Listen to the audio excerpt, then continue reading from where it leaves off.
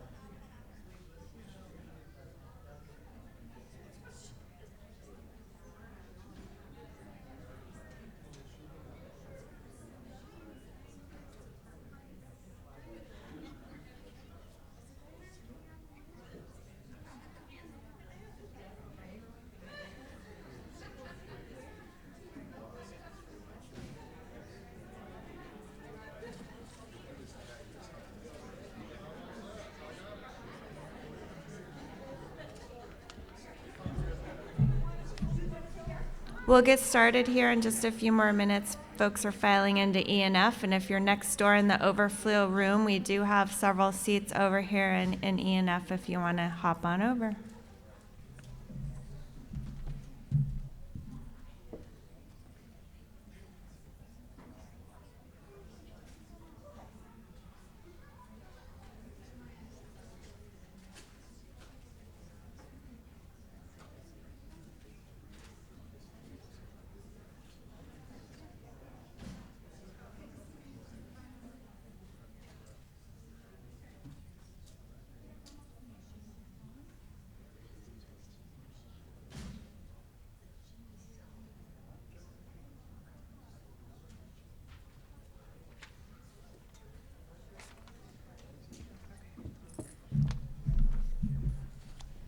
Good afternoon. I hope you all had an enjoyable lunch. Again, my name is Lisa Todd, and I am the chairman of the board of the National MPS Society. And we are going to start off this afternoon with some amazing awards. I'm going to kick it off today with the Director's Award. And I have a slide, but it is not, I just see myself, which is not good. Thank you. All right. So I'm going to kick it off this afternoon with the Director's Award. And I am so excited to announce that Chris Tippett will be receiving our Director Award this year. This award embraces an individual who goes above and beyond to support MS, MPS, and ML. Cannot speak. Chris has served for 6 years as a member of our board of directors, and she's currently our secretary, which is the toughest job, I would say, on the board for sure. She's the mother to Cooper. He's 9 years old with Morchio type A and has also a daughter, Campbell, who's 12. And the Tippett family has just really embraced the society and their fundraising, and have had many, many fundraising activities. Specifically, their Cooper's Troopers group have raised thousands of dollars. They host lots of different events. We had the very fortunate scheduling of a board meeting at the same time as one of her famous barbecues, and we all got to attend a few years back in Denver at her home, and it was incredible. So she does these barbecues, she does concerts, and they're a huge hockey family, and also a musical family. So from the hockey rink to the drum set, they use those avenues to bring awareness to MPS. They're really a tremendous family and positive, fun, unbelievable. Chris is not with us this week. Her son Cooper had some significant surgery last week, and they're at home watching us this week, and we wish Cooper the best recovery possible. We miss not seeing them here this week. Chris is the co-chair of our advocacy committee as well, so she serves as secretary and leads our advocacy committee. And she has just been tremendous with her various visits with our legislators. She's been open about her family story, and she's really just made a huge difference both at the national and the state level. As I mentioned, Chris celebrates with us from far away today, but she shared her great honor for receiving this award, and we are grateful for her dedication and passion. And Chris, although you're not able to join us in person, we appreciate you, and thank you for putting all the volunteer efforts forward, for sharing your story with others, and really for working every day tirelessly for our entire community and to further our mission. So congratulations to you, Chris, at home, and thank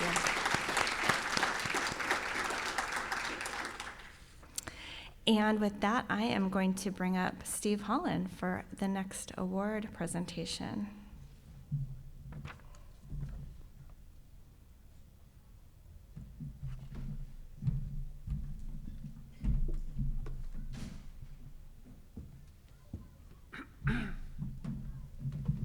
Thank you, Lisa.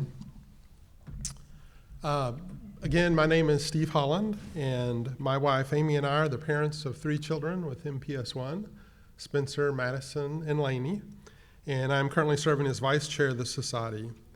It is my distinct honor to present the National MPS Society's Visionary Leadership Award to an incredibly deserving recipient.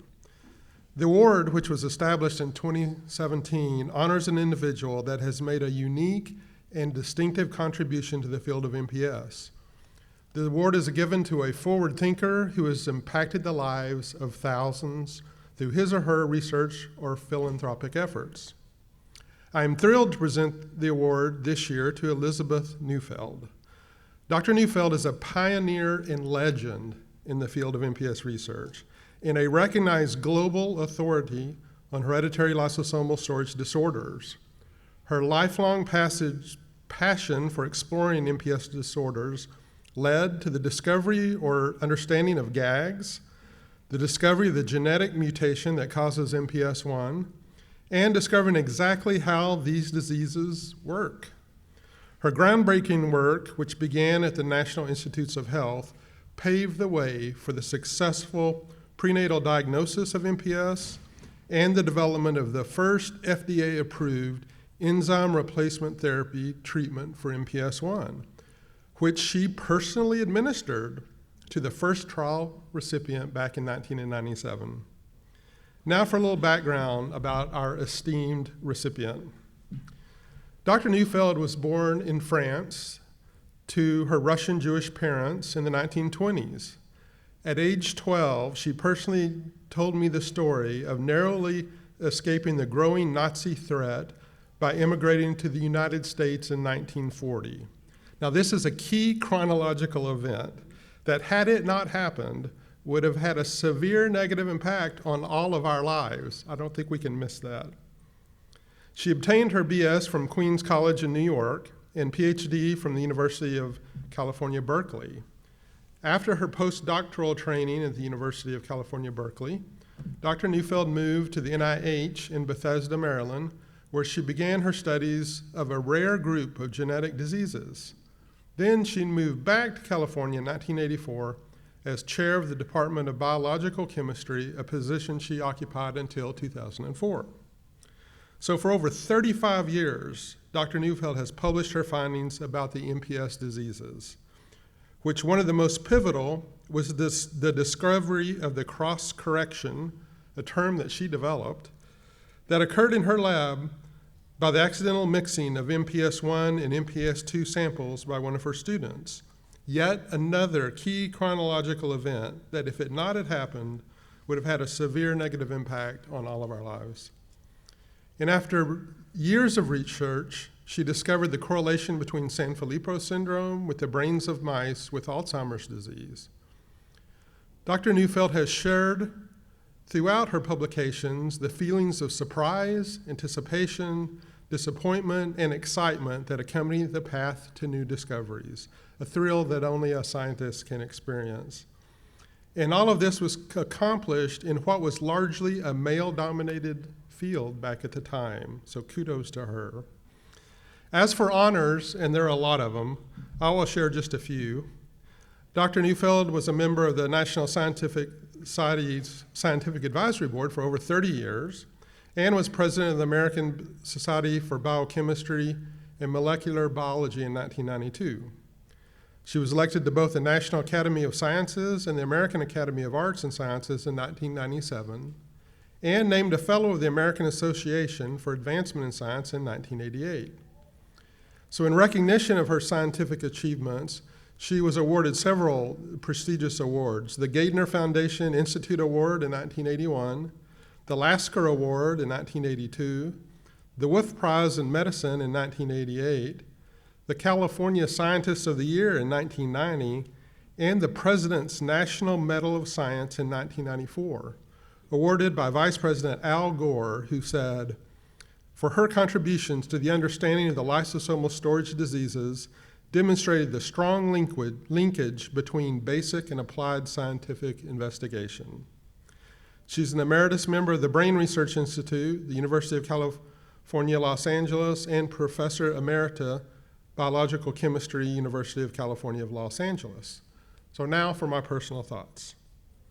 My family joined the MPS community upon our diagnosis back in the October of 1994, just before Dr. Neufeld was awarded the President's National Science Medal of Science in December of that same year.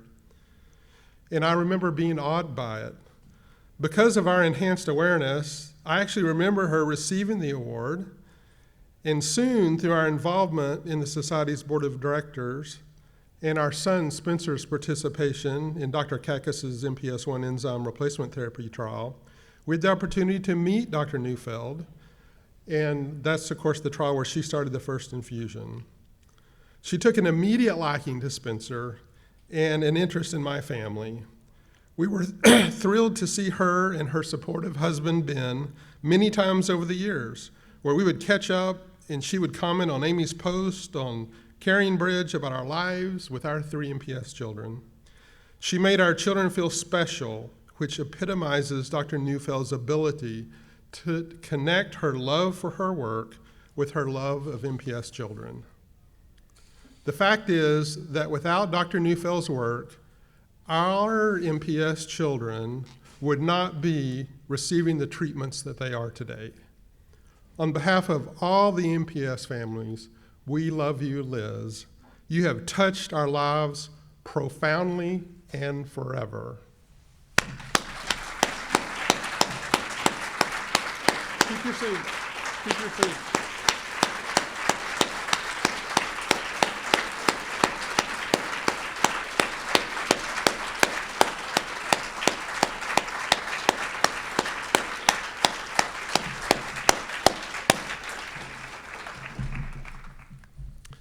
And now it is also my pleasure to introduce you to my dear friend, the smartest man in the world, and the father of enzyme replacement therapy for the MPSs, Dr. Emil Kakis.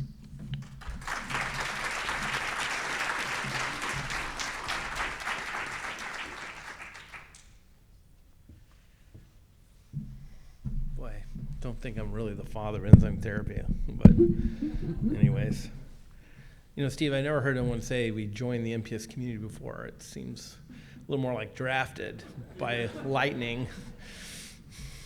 That's one way of putting it. But anyways, well, I had an important role in MPS 1 enzyme therapy, and I think it's real important to recognize how Liz's contributions beginning so many years ago and first studying the diseases led to a race over a 30-year period.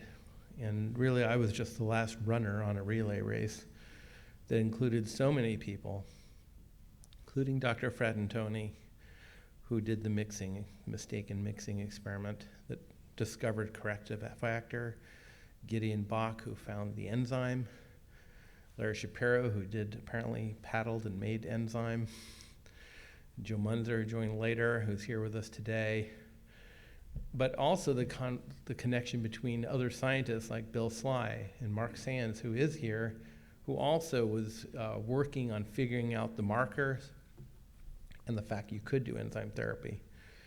And all of that happened leading to the moment in time where I was able to join the lab, and I came to Liz's lab as a fellow in 1991. And my first meeting, sitting down with Liz at her office, of course she was chair of a department, and as I sat there, her secretary kept walking in. There's always some people. So Liz is trying to deal with this stuff going down. Finally, it all stopped, and she sat down, and I told her that I really was very excited to do gene therapy for MPS 1. This is 1991. And she said, no, you should do enzyme therapy.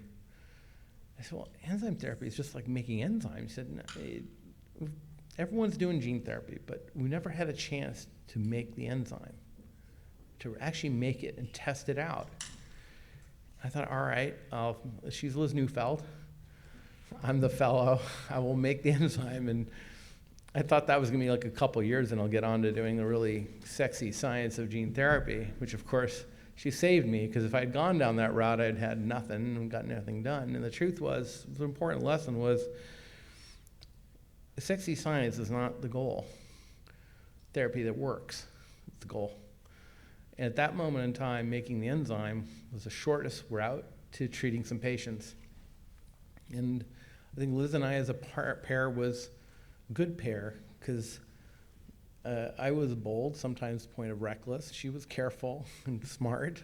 The combination of that two allowed us to figure out how to make enzyme, how to treat some dogs with Bob Shull, and fundamentally get to the clinic in 1997. And I remember in those days, I would call Liz and tell her how much enzyme I'm making, and I would tell her, we just made 50 milligrams or 100 milligrams, and she'd say, oh my God, that's so much enzyme, because it took them 5 years to purify 5 micrograms of this enzyme. And I could always throw her over telling her how much we were making. But the day I called her to tell her we're going to start the first infusion, and I was realizing this is a 30-year story. This moment of starting this first infusion is correction in people. And it was truly exactly 30 years from when that had started. And it occurred to me that we should make, this is an event. This is not just a clinical trial. This is like an event. And I decided we need to have people there, and we did get them there. And I said, Liz, you should start the first infusion. She said, really? First, are you really ready? Are we doing this? We're doing it, Liz, because if we don't do it now, I don't know what's going to happen. We just, I was really worried that the company would pull the plug. They go, how many patients are there? Oh, pull the plug. And I just wanted to get the first patient treated. I figured once we're treating people, then who could pull the plug at that moment, right? But she came to the thing and she was a little bit nervous. And you were nervous about pushing the button because you're thinking, what if something happens? I said, the infusion is going to take hours. Nothing's going to happen. You at least get a picture. If something happens, it'll be later. But anyway. But she did press the button, and that was quite a moment. And I was happy to be able to be the last runner on the relay race to give her a chance to press the button and start a first infusion. Correction in people. Now think how many years that's been. 1997, that was. It's a lot of years. 25 years have passed. And Ryan, who was the start for us, brought us that first funding and really inspiration for Liz and I both. Then the Hollands, of course, with their 3 kids. Then realizing how much was at stake here. And so nothing better than being able to get there. And nothing more satisfying for me than to be able to give Liz the opportunity to see her 30 years of work, the arc, come all the way back to the patient. And now see Ryan survive, right, with 23 years, or 24 years. I have to keep upping the number. 24 years. He grew up, got his driver's license, graduated high school, graduated college, got engaged at the Derby, and then in summer 21 got married. And that was quite an amazing. And Liz, that was all you. I was a part, but none of it happened without you there. And so that's why it takes great vision to go after something no one else knows about, right? To work on a disease that was so rare and unknown. We're talking about the 60s now. To boldly go into a space and having no idea where this is going to lead, and fight with the situation at hand, discover a potential treatment, and then figure out in the next 30 years what was actually happening. How did this work? And then support the final step, making the right decisions and make us get there. So I'm grateful to have been part of that terrific journey. Been the last runner on a relay race, so it looks like I'm the champion running across the finish line, but a lot of people carried a lot of weight for a lot of years, so it's not me, and I'm certainly not the father of enzyme therapy, but if I did one thing was at least fight the battle that had to be fought to get into people and do it fast before something went wrong, right? That was the deal. So Liz, thank you for that opportunity, for all that you've done for all of us. And for all the patients that come after, whose lives will be changed, because not only was there MPS I and the other MPS enzyme therapies, and now there's gene therapies, and the whole field is opening up.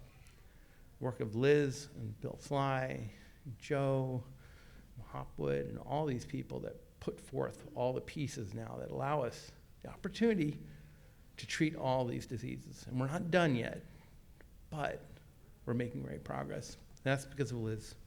Liz started then, and she put us in position to be here today. So thank you, Liz.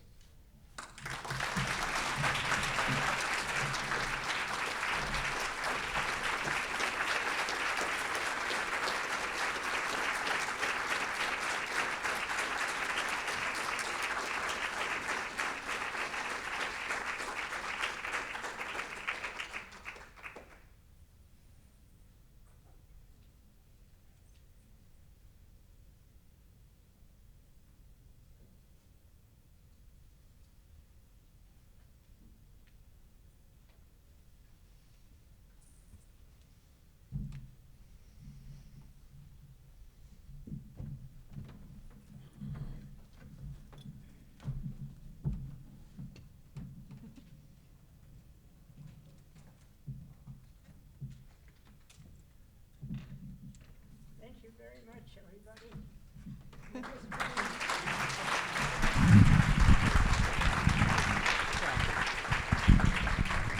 Thank you very much.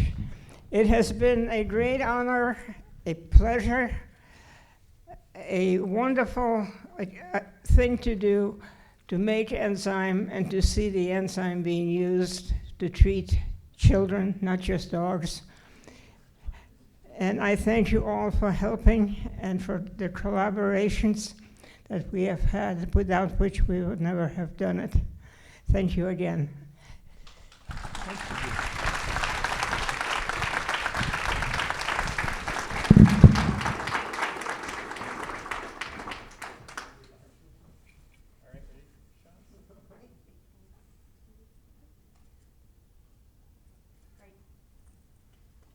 Thank you, everybody. One more, please. Oh, Joe Munzer?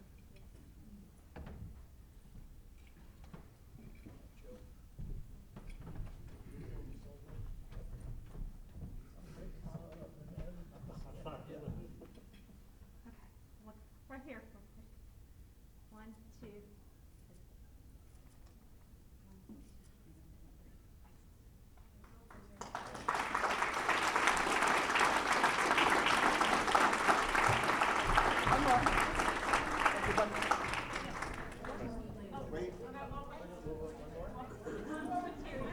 You're not off the hook yet. One more with Terry.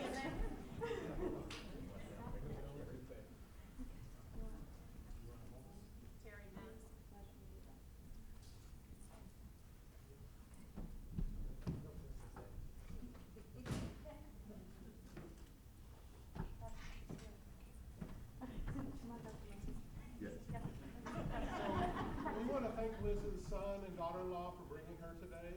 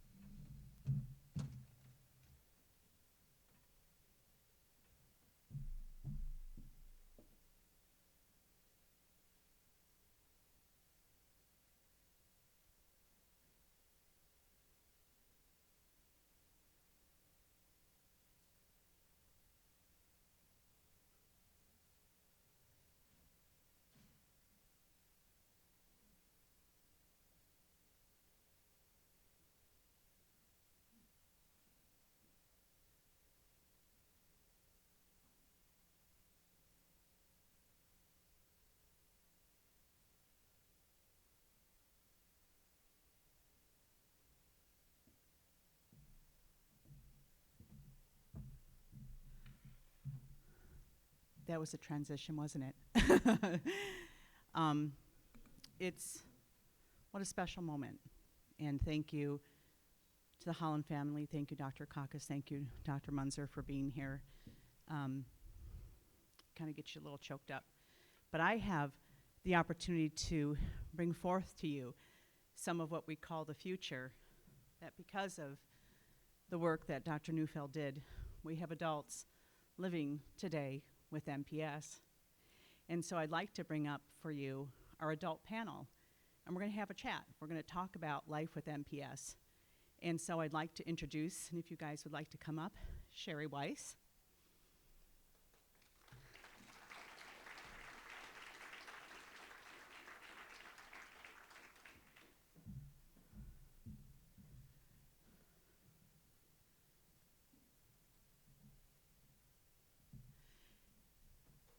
We're going to have them kind of self-introduce themselves once they get seated. Laynie, Holland.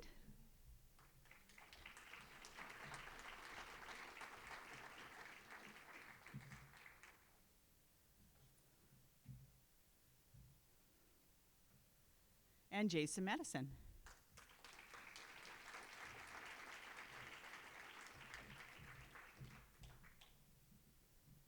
We're going to get everybody mic'd up. See how fast we're working?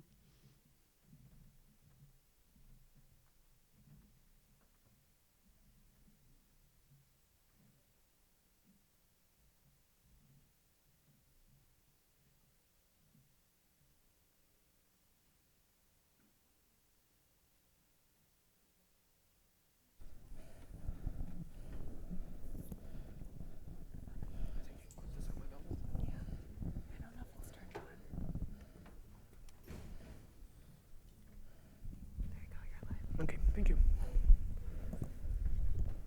Can everyone hear me? I think we can hear Nice. you. Am I on? You're on. You'll regret that later. If everybody knows me, I prefer a mic, so I'm holding my mic. You know, when we had an opportunity to put this panel together, a couple of things that we wanted to share with everyone was kind of the opportunity to take a look at the life of MPS, not just across the syndromes, but a girl and a boy. You know, what are their lives like, and where are they in their places? And so at this time, I'd like to just have each of you introduce yourselves and tell us who you are and a little bit about yourself.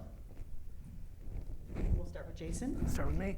Hello, my name is Jason Madison. I am 45 years old.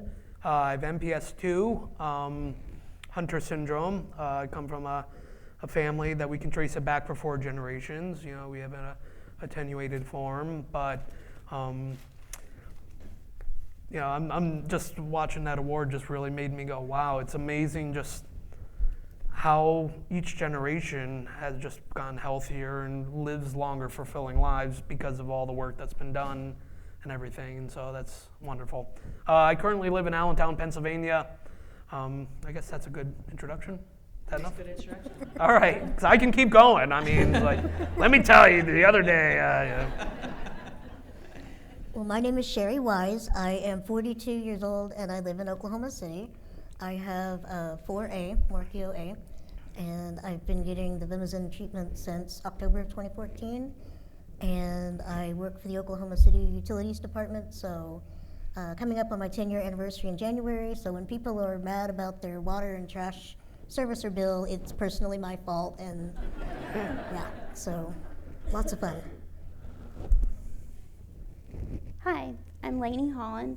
I have MPS 1 along with my brother and sister, Spencer and Madison. I'm 29 years old and have attended almost every national MPS Society conference since I could walk. I have participated in several clinical trials for MPS 1 and take great pride in the role I played in going to Washington, D.C. and gaining FDA approval for Aldurazyme. In fact, I was included in Dr. Kakis's recent book, Saving Ryan. Thanks, Laynie. Thanks, you guys.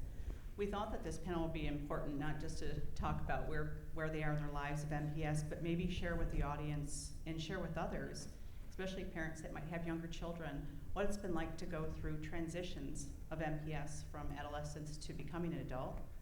And then maybe when we talk about that or you touch on those areas, you can also maybe talk about maybe a lesson learned, something that might have been profound for you.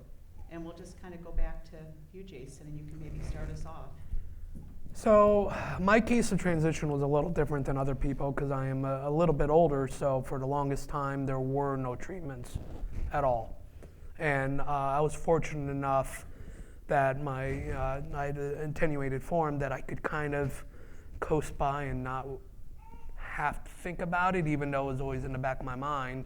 And then when the enzyme replacement therapy showed up, I'm like, oh, whoa, this is life-changing. This is different, you know. I'm like, wow, this could, there's a cure, or not a cure, but like an actual treatment. So all of a sudden, I'm like, oh, I got to take care of myself. You know, there's actually hope. You know, so I just totally went through and became, you know, tried to find the doctors. And I personally was very fortunate because I lived in New York City at the time, where we had access and to great doctors. And I had Dr. Pistori's. I'm not sure if any of you are familiar, but he's awesome. And I had that opportunity. But it was very, very difficult because all my childhood doctors, you know, wouldn't treat me anymore because I wasn't a kid anymore, and there weren't any adult doctor specialists. And in fact, I actually just learned that all my medical records from my hometown when I was a kid were actually thrown away while I was in college and in New York City because I wasn't at my hometown medical office, and they threw it away. So I don't have records of when I actually did get my initial diagnosis or any of that. It was just gone. So it's been a process of rebuilding all this and reaching out and trying to find a specialist that know everything. But once again, I've been very fortunate. Like, you know, when I was out in Seattle, I was able to see the great Dr. Clean White over there, you know. I've just been very fortunate that way, but it's still been very, very difficult. Sheri. Well, I grew up in rural Oklahoma. I was diagnosed at 6, and the doctors kind of said, here's what you have. It's called MPS 4A, and have fun.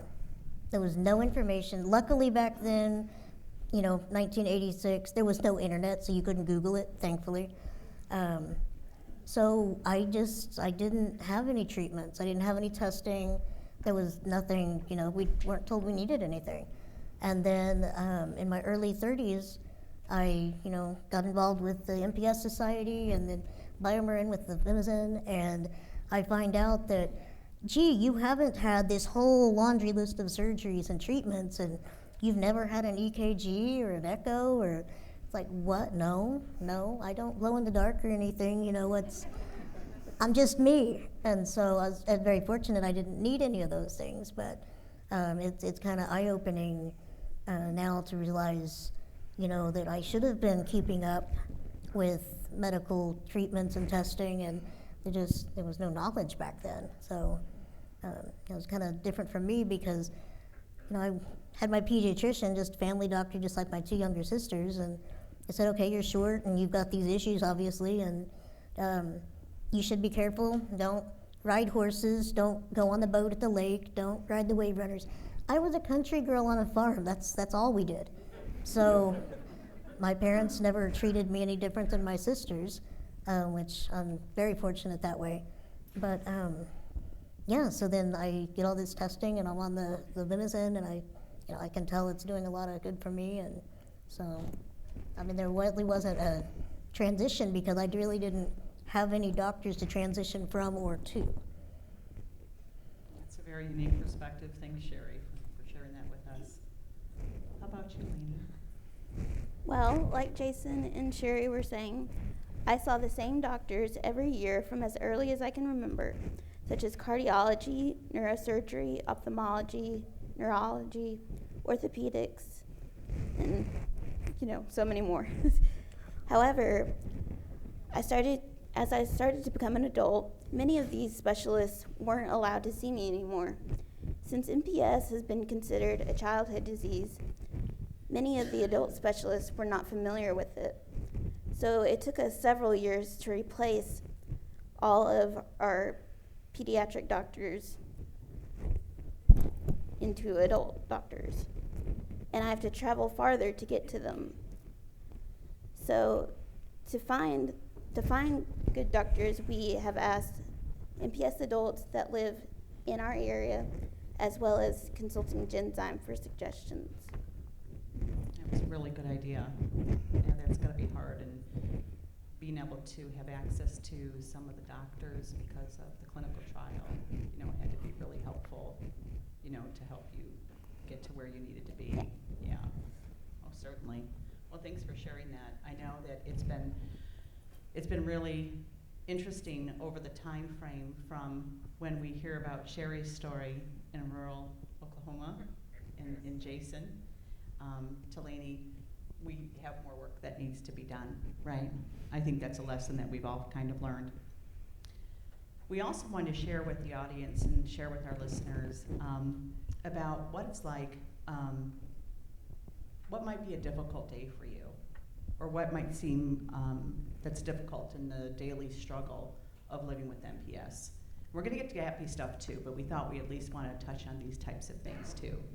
So, Jason, what do you think about that? My daily life right now is it's fairly boring compared to what it used to be, COVID and all that. But even with all the treatments, MPS does eventually kind of catch up with you. So I, work my job and everything, and I have my house, so I got to try to take care of it as much as possible. But a large part of it is also just kind of figuring out medical treatments, making sure everything's lined up. And a lot of times that I find doctors to think they know more than me about me. So you kind of have to, and you kind of have to, and God bless the doctors, but sometimes they can be very confident, we'll say, in their ways of thinking. So it's kind of a balancing act, and it's wonderful that I have the doctors that are here in this in this room that I can refer them to. I mean, me and Dr. Munzer, wherever he is, somewhere. Surprised I can't see him here if he's here, but great resource. He knows me inside and out, and he's so willing to talk to any doctor, and a lot of times they will change their way of thinking. So that's a big part of it, and just kind of learning to manage, try to live as normal of a life as possible, even if it's difficult, but you can still have a full life. So it's trying to balance that out. Is usually every day. With me, it's very similar to Jason. I mean, we both work full-time jobs, and so just like anyone else, we come home, we've got housework to do, bills to pay, medical treatments, just like anyone else. But has anyone in here ever heard of the spoon theory? Okay, if you haven't, Google it. It's much more eloquent on there than what I can speak it. But basically, it's like you have so much energy every day, and every action that you do, activity, it takes so much energy. And so if you use it all in the morning, cleaning house or doing whatever, by afternoon, you're done. And so you kind of have to ration everything. And sometimes, you've got other things going on too. There could be, dealing with pain or, health issues or anything, and then that all adds on to it. So you just kind of have to be an advocate for yourself. This is what my limits are. I know that, I'm getting old and crunchy. So, you have to adjust that with everything. And like you said, the pandemic, it's really turned everything upside down. So you have to accommodate for that as well. And so yeah, you just kind of one day at a time a lot of the times. Yeah, if I might jump in real quick, it's like one of those things, everybody when they get older, all of a sudden something starts to hurt for no reason. You're like, ow, no reason. And then a few days later, it feels better for no reason. And then something else hurts.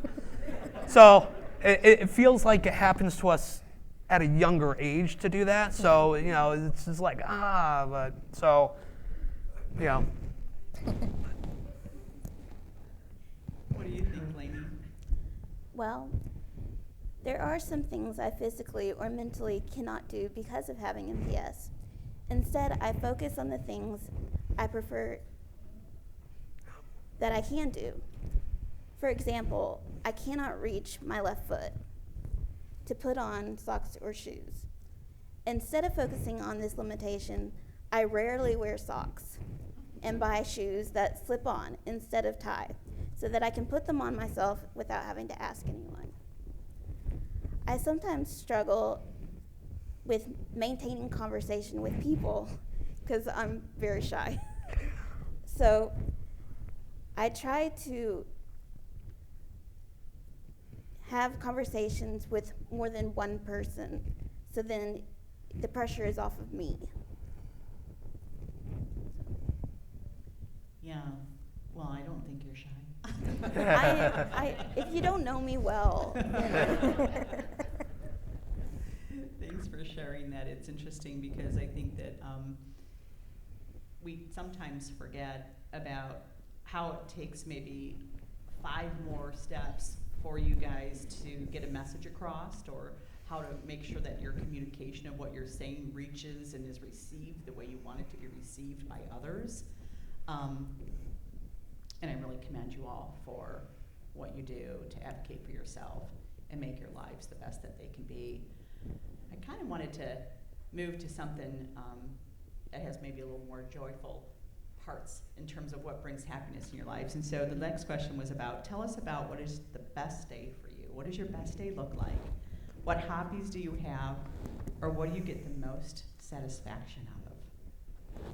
For me first, right now, I'm sure a few of you know that I've been a part of the National MPS podcast.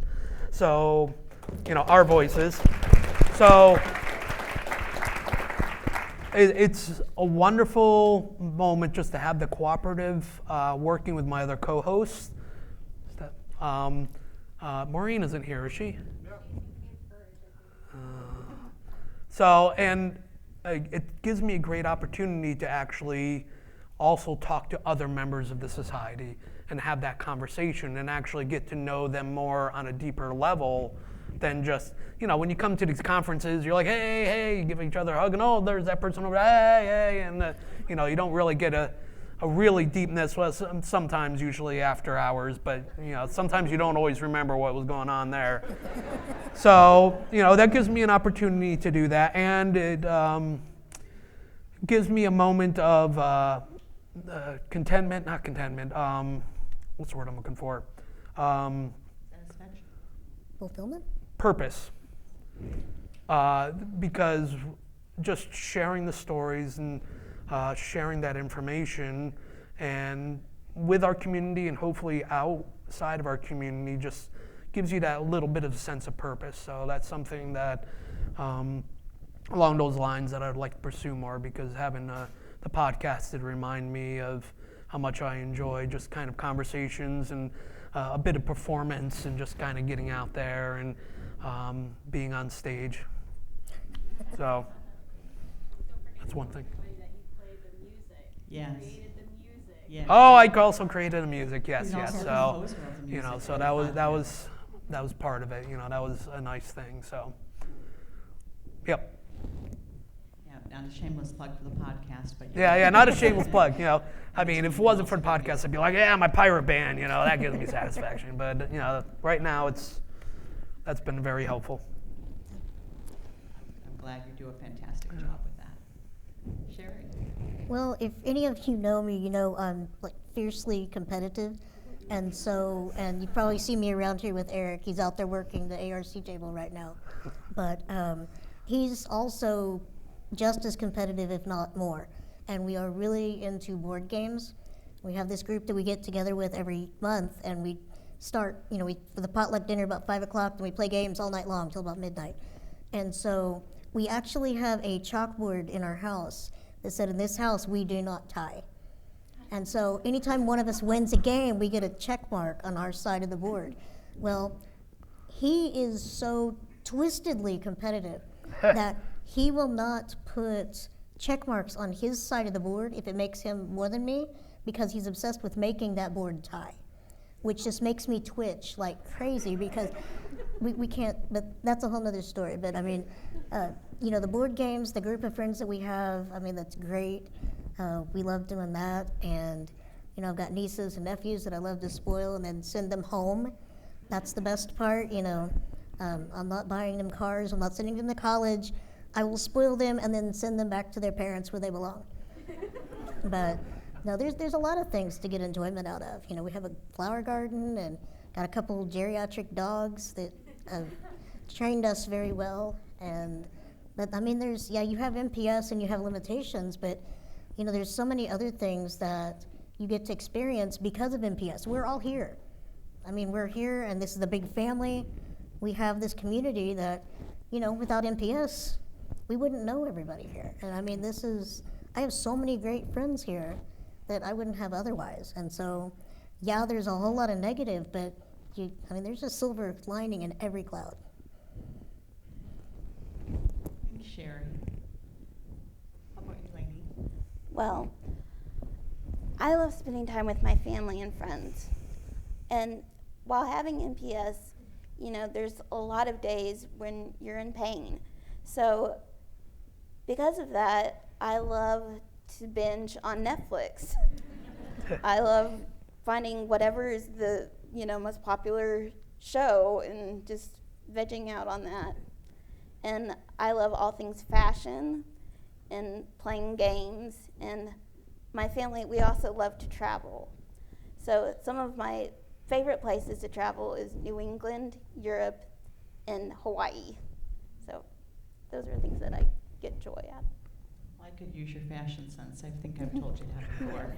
Oh my goodness. You guys, each of you do some type of work too, or do some type of volunteering or things outside your home too. So maybe you could just share a little bit just about what do you do, Jason? Say that again? For work. Do you work outside the house? Oh, like job-wise? Yes. Yeah, so I work in retail, which isn't the best, but that was always just kind of a placeholder position. So I'm working on trying to figure out what the next step is. It was difficult with pandemic, and I know this is, it sounds bad having a midlife crisis, but I should actually be pretty happy to have a midlife crisis because I've actually reached it. That's pretty incredible. So it's like, even though so now it's just trying to figure out the next step. But that's kind of the exciting thing. Unfortunately, it's awful when you're in the midst of not knowing what's going on because you want to know what it is right then and there. But it can also be exciting when that thing pops up. Once again, like I'll mention the podcast, just came out of nowhere. It's like, oh, okay, let's do this. This is good, so that's kind of what I do. But if you want to talk Target, I can talk Target with you. Oh, Lordy, one of those things, you hate it, but you can't help but do a good job. Like those guests are just terrible, tear about the store, and you're just like, I hate everybody, but I gotta fix this shelf. And then I go into other Targets, and I'm like, this isn't my store, and I gotta fix this shelf. So that's what I do until I finally live my dream of being a rock star or whatever. So that'll be good. How about you, Sheri? If you think Target customers are bad, work for utility companies. Oh, I love the story of the one customer who called you up. It's like, I saw you personally. You turned off the heat, and I guarantee it was not me. Yeah, she said that she personally saw me take the lid off of her water meter cover and turn off her meter. Like, I guarantee you that was not me. I know it was you. It's like, okay, tell me what I look like. Well, average height, brown hair. Yeah, no. So, yeah, no one ever calls the utility company happy unless you're moving in or moving away at a start or stop service, which a lot of people forget to do that. So then they move into their house and they have no water, and they don't understand why. It's like, you're not paying a bill, so no. But yeah, I've been there, like I said, almost 10 years. Worked from home for almost 2 years because of the pandemic. They had all of us go back to the office this spring, and I made it for 6 weeks just because my hips are so bad now. It was way too much wear and tear, and it was constant pain. I was taking ibuprofen and Tylenol like M&Ms. And so it's like, I can't do this. I've either got to go back home or I'm gonna have to quit. I don't wanna do that because, I have bills paid because I'm an adult and I don't recommend it, but the alternative, But, so yeah, I had to play the whole ADA card, which I absolutely hate doing that, but because it's municipal job, have to do all the paperwork and, dot the I's, cross the T's, so had to work for like 3 more weeks and then finally was allowed to come back home, and it's great. I have a modified schedule so I can get my infusions. For 2 hours every Wednesday when I'm getting my infusion, I'm actually on the phone dealing with customers. So that's kind of interesting at times, but like, what's that beeping? It's not my IV pump, I promise. But no, it's great. But I realized that, my joints and bones, they're deteriorating. I mean, that's natural. I should expect that. So I'm probably only got a couple more years at most in the office, just because I can't sit at the desk for 8 or 9 hours every day with my modified schedule. And so, I'm going to have to figure out the next step, what to do after that. So that's kind of what we're looking for right now. And that's another transition that the big transition is pediatric to adulthood. We're the ones plowing the road for adulthood to retired person. And that's To pretend adulthood to real adulthood. yeah, that works better. But so no one has really plowed that road before, and so we're the ones figuring it out again. Again, So if anyone has any ideas, I'm on Facebook, find me. But so it's about the time that we got adulthood figured out, then we've got to start pretty much from scratch. And sometimes that, just thinking ahead, it's daunting. Because you were saying that you might have to retire Before early. retirement, yeah. Yeah. Because I'm only 42, so what do you maybe do for make it to 45, maybe, but that's... like, what do you do for insurance? How do Yeah. you pay for this treatment? Losing You know. insurance at my work is terrifying. So, And it's grateful for the public programs that they have and everything, but there's so many limitations on it. It almost forces you into poverty in order to afford the treatments, unless you have the job, and then you have to leave the job early because you just can't physically do it. So these are all issues that we're kind of having to navigate, and it also depends on what state that you're involved in. Yeah. my insurance claims every year usually fall between $800,000 and $1 million every year. And my insurance, you expect me to get that from where? So I don't have enough body parts to sell on the black market, so. Oh, Sheri, oh my goodness, you guys could get on the road on a road show for sure. Oh my goodness. Laynie, do you want to share something that you do outside the house with everyone? Well, I'm thankful to have very good friends that let me help with their businesses. So I have a friend who is a very busy photographer. So she knows that I love fashion. So she asked me to put together looks for families that are going to be taking family photos. So I go on the internet and I just pick out outfits and put it on, print it out and give it to her. So that's something that I can easily do from home. And also, I have another friend who does Bible class curriculum for our church. So I put together prints and put them together from home. So I think those are good things to do while you're not feeling good. Well, it also sounds like it might be better than the Target job, but Yeah. Don't mess up No. my zone. So we only have a couple minutes left, but if you could just share with us some wrap-up thoughts for everybody. And we had talked about, can you share one important item that you want the audience to know about you, your rural life, or about MPS? If you could think of one thing, what would it be? The wrap-up thoughts. I kind of wanted to just, Sheri touched on it a little bit about, having the disorder, and If I had a choice, I would probably not have this at all. It's awful. It's terrible. Gets in the way of things I want to do. But I can't change that. And so I am so eternally grateful for everyone here and the society and everything, because it's a wonderful having this as, like almost a prize that you can cherish, and it helps you get through that pain, makes it much less. It gives you a purpose, gives you a meaning in life, which you might not have had. So, everybody's, from the tiniest little work to just, being the head of the MPS Society, it's everybody's just wonderful, and I'm just eternally grateful for just this everything here. So, and also try to encourage young doctors to get into the field. I love all the doctors and all the work that I've done. I do worry that nobody will take up their mantle. So please encourage doctors, because we're doing such awesome things. We're on the cusp of such amazing things, and we got to continue it.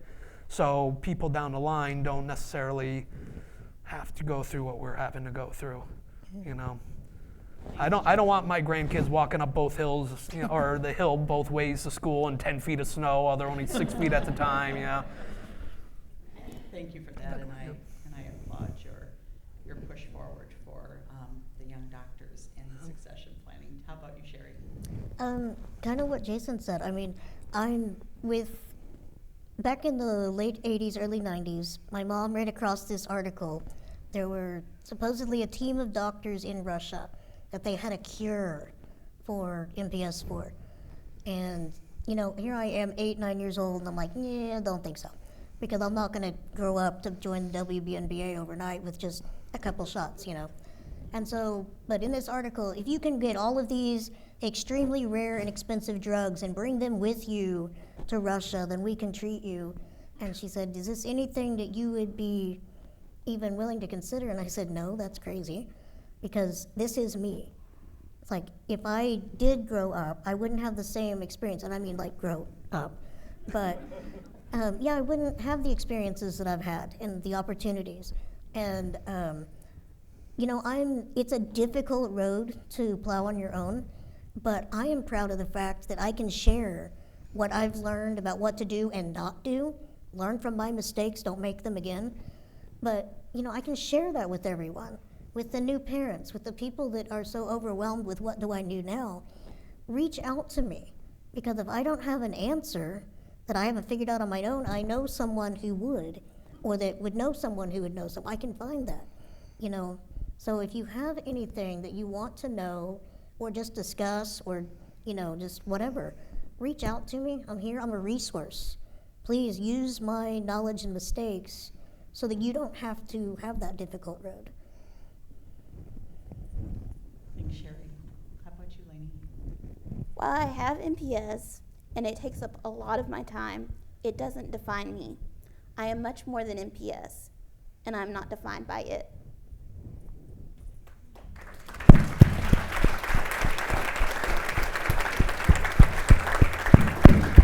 Well, we keep the applause going, and we can stand up for the adults because they're really inspirational, and I thank you all.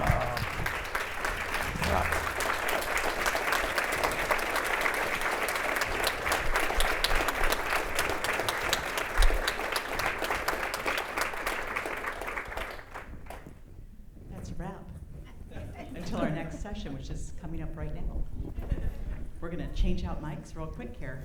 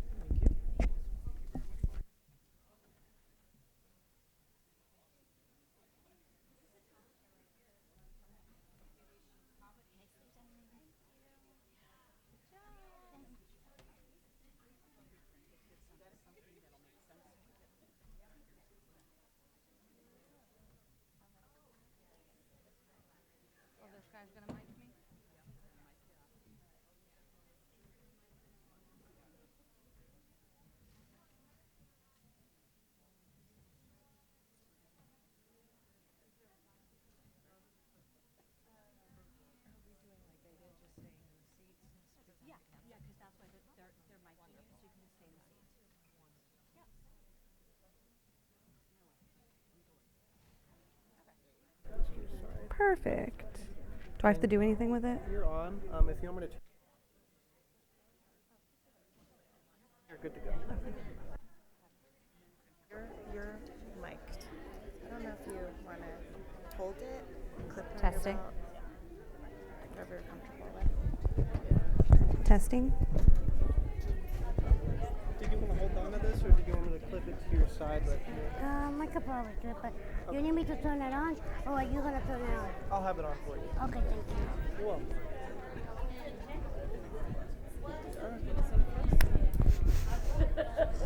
If I want everybody to leave. Make sure it kind of stays like right here. It's kind of hard on the lanyard, so if it stays in like the middle of your chest, it'll be... Middle of your chest. Let me see. You can move this one just a little lower. I'm going to put it on your lanyard if that's Yeah. okay. You want your water? I know. No, I'm curious. Right. I got many moms. Yes. I got the moms.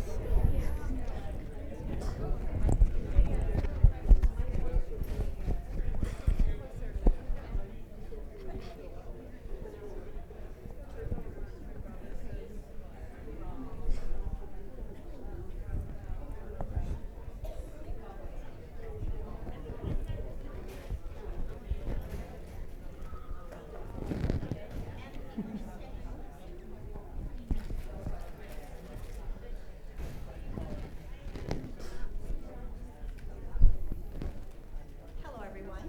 Thank you for joining us for a session on fundraising. It's so good to see everybody in person. I know we're happy to be back in person in Nashville, and we're also happy to have in-person fundraising happen this year. I've been lucky enough to meet a lot of families here that I have worked with in my short time here at the Society. And we have some lovely families on the stage who are going to share with us why they decide to fundraise for the Society and how we help them in that process. After this, if we have time, we'll do a Q&A. And if you have any questions, just let us know. We're going to start with Tam. Hi, my name is Tamara Cullere. I am a mother of a 6-year-old son, Benji, who has MPS 1, and we've been involved with the MPS Society for about 5 years now. More recently, I've become on the board of directors, so I get a unique perspective of how important fundraising is and what we are able to accomplish with all the money that we bring in through fundraising. As a mother of 3 young kids, I have very limited free time. So the idea of fundraising can feel overwhelming. So I kind of approach it in small chunks. Whenever there is a run, especially now that they're virtual, we like to participate. My entire family participates. I usually have family members that will help support it. So that's one thing that we consistently do. My husband's birthday every year, different extended family members every year, we always do fundraisers on Facebook. It's a quick and easy way, without a lot of effort on our part, to get people to donate money. Everybody sees our journey. We're very vocal about the journey that we're on, so everybody wants to support whatever way they can to the organization that has helped us and helped guide us through this journey. Another thing that I have done, I'm a teacher by profession, so for my school, we wear uniforms and we have dress down days. And every year for MPS Awareness Day, I'm able to get my school to have a dress down day. Teachers pay a certain amount, kids pay another amount, and we collect that money and we send that to the Society. Currently working on my kids' school doing that. That's a little bit harder of a sell because they don't wear uniforms. So they don't really know why they should be paying to wear what they want to wear. But we're working on that. So I tend to do the approach of whatever small things we can do, and however we can kind of keep the MPS Society's name out there and have people contribute. Facebook has been a fantastic platform for us. We have lots of people and connections to other people that are willing to share our fundraisers, or if we share MPS Society fundraisers, they're willing to share it and contribute to it in my son's name or on his transplant anniversary and stuff. It's pretty easy to just click on a button and send money.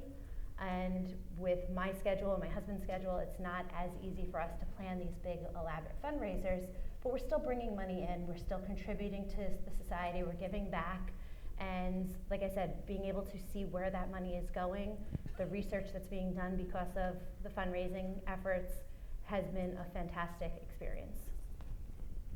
My name is Alicia Boley. I live in Raleigh, North Carolina. My son Jacob has MPS I Hurler syndrome.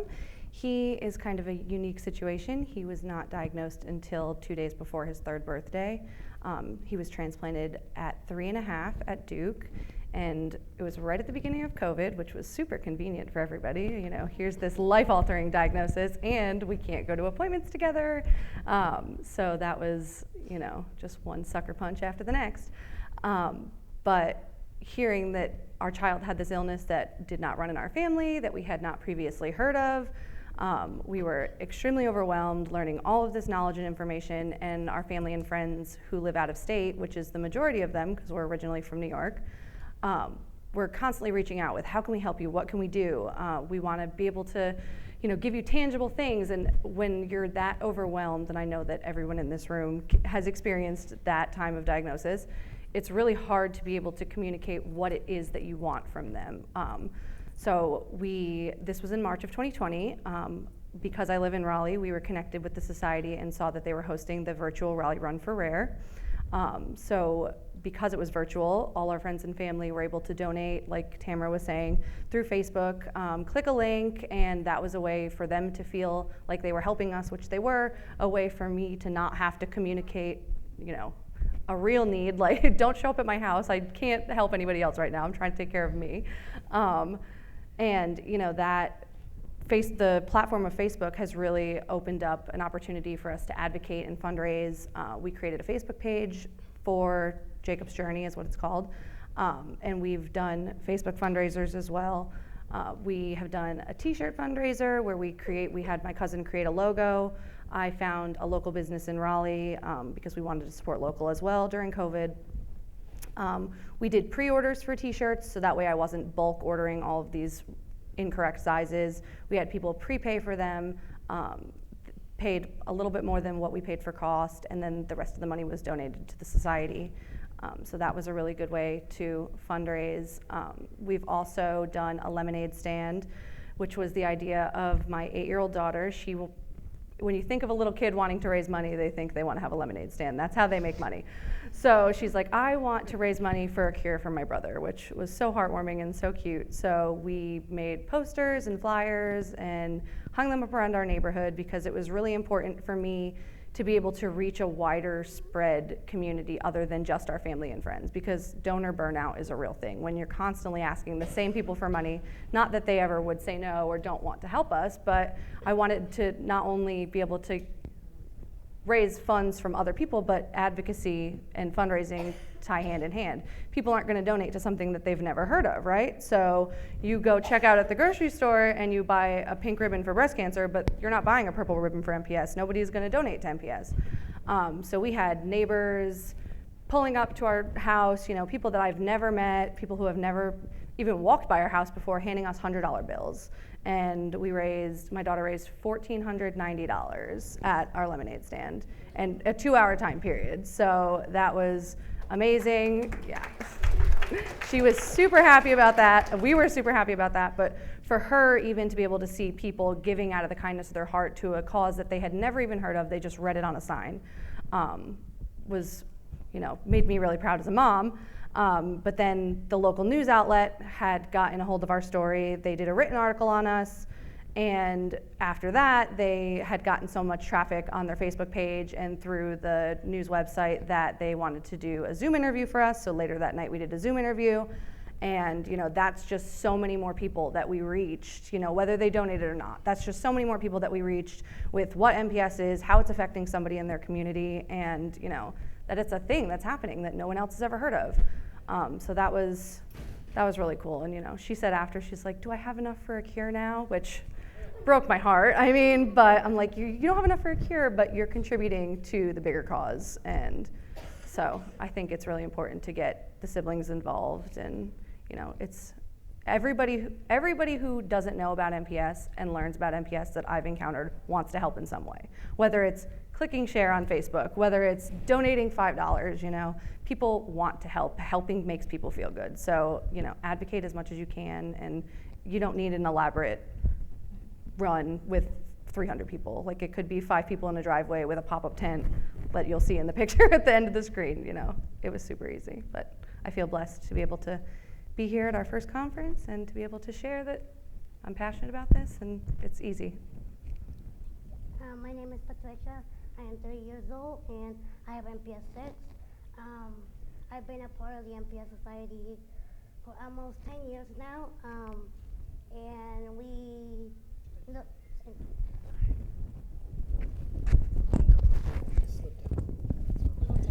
Can I hold it? Yeah.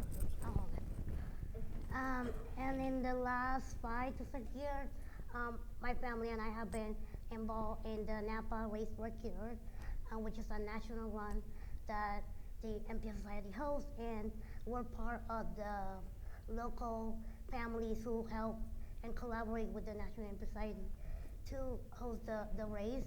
And at the beginning, we just started out volunteering, helping out on the day of the race, and then over the years, we have become more involved. I'm part of the planning and the organizing committee, so we have meetings, and we talk to the local vendors to get donations, and what else do we do? We get the volunteers, but it's all, it sounds like a lot of work to host a race, especially for like 300 to 500 people, which is what we usually have. But it's a collaboration between the local families and the National MPS Society, because they provide us like the t-shirts, the signs, and anything we need. They give it to us. All we have to do is like be their eyes, make sure that the venue is a go, that we're talking to the wineries or the supermarkets or anybody who is willing to donate to the race. And we've been lucky that we have had so many vendors who are willing to donate something to the item, or donate their time, or donate money, or sponsor the race. And that in turn has helped us like raise awareness of MPS in our community. And I think what I love most about helping with the Napa Race for Cure is that it's really a team effort, it's a teamwork. It's not just one family doing everything. We have several families who are, okay, it's time for the race next year. When are we doing it? What are we doing? Are we doing something different? What are we getting for the kids this year? So we work together, and there's families that say, oh, I have this, I can get this vendor to donate this. I have the water. It's like, we're all working together and collaborating. And that's one of the things that I think my family and I enjoy about hosting or helping to host the Napa Race for Cure. And it does seem like a lot of work, and it is. I'm not gonna lie, it's a lot of work. We're there at 5 in the morning, 6 in the morning, but at the end of the day, when we see all the families coming together and knowing that what we're doing is raising funds for research and to support other families, that makes us feel happy and makes us feel like we're doing something for our community. And like I said, it's also raised awareness within our own local community about what is MPS, like you were saying. Sometimes where we live, they don't know what MPS is, right? But by us going to different vendors and going out, around the town, telling them, oh, we're hosting a walk, and going on our local radio, we're doing the race, come join us, that raises awareness. And then people like, well, what is MPS? I want to join. And we have many people just show up randomly to the walk and say, I heard it on the radio, and we're just here to support. And that's really cool. And it's not as cool as I lost the stand, but you know, it's we pretty try. cool. I'm going to interject. It's pretty cool. It's pretty cool. It is pretty cool. Because this year in Napa, we had over 400 people and raised $46,000. Yes.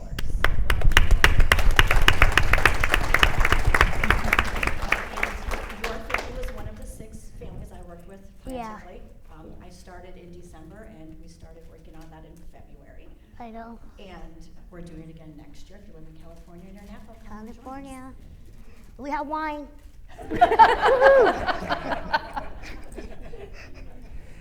All right, I am Kimber Heiling. I'm from a very small town in central Wisconsin. I am the single mother of 3 children. I have a wonderful teenage son, Ethan.